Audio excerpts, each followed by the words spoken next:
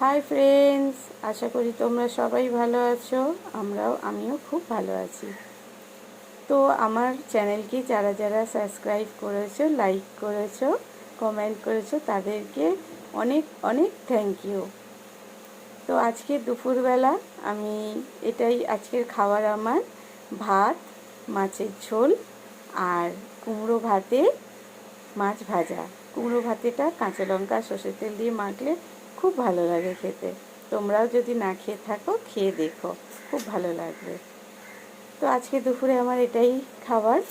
তোমরা দুপুরে কে কী খেলে আমাকে অবশ্যই কমেন্ট করে জানিও। আর আমার চ্যানেলকে ভালো লাগলে প্লিজ লাইক করো, শেয়ার করো, সাবস্ক্রাইব করো। আবার দেখা হবে তোমাদের সঙ্গে নতুন ভিডিওতে। Thank you.